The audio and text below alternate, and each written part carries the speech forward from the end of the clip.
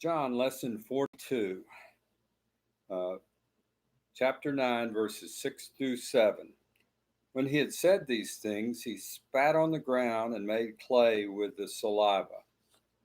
And he anointed the eyes of the blind man with the clay. And he said to him, "Go, wash in the pool of Siloam," which is translated sent. So he went and washed and came back seeing.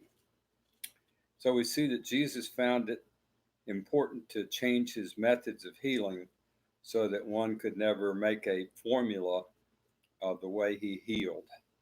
The power was in God, not in his method. Still, as a blind man, he had to find his way down to the pool of Siloam and down its steps into the pool itself.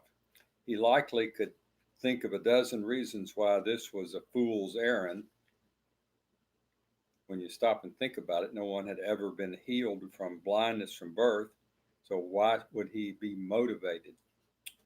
But he went and washed. He did it, we would assume, in faith and obedience to what Jesus told him to do. This is the first time in biblical record that a person born blind was healed of their blindness, at least from birth. From Genesis to John, no prophet, priest, or apostle ever gave sight to eyes born blind.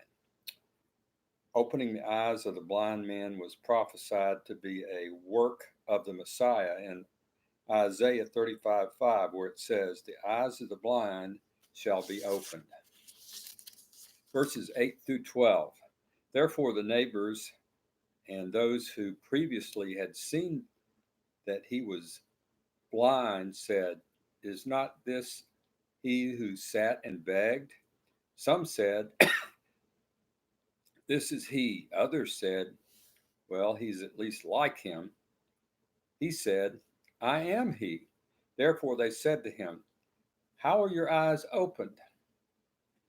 He answered and said, "A man called Jesus made clay and anointed my eyes and said to me, 'Go to the pool of Siloam and wash.' So I went and washed, and I received sight." Then they said to him, "Where is he?" He said, "I do not know." At this point, the man knew very little about Jesus. He didn't seem to know that Jesus was from Nazareth, or that he was the Messiah, or claimed to be God, or the light of the world. He didn't even know where Jesus was. The man seemed to know nothing about Jesus except his name and that Jesus was the man who healed him. Verses 13 through 16 go on and say, they brought him into him who was formerly was blind to the Pharisees. Now it was a Sabbath when Jesus made the clay and opened his eyes. Then the Pharisees also asked him again how he had received his sight. He said to them, "He put clay in my eyes, and I washed, and I see." Therefore some of the Pharisees said, "This man is not from God, because he does not keep the Sabbath." Others said, "How can a man who is a sinner do such things?" And there was a division among them. So Jesus took the initiative in this miracle and could have done it on any day he chose.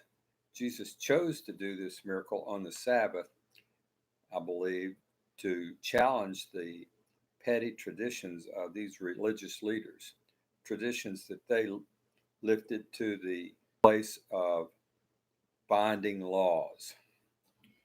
To the Pharisees, Jesus could not be from God because he did not line up with their traditions and their prejudices. Instead of uniting everyone, Jesus often divided them. they were divided between those who accepted him and trusted him and those who did not. We'll stop right there for this session.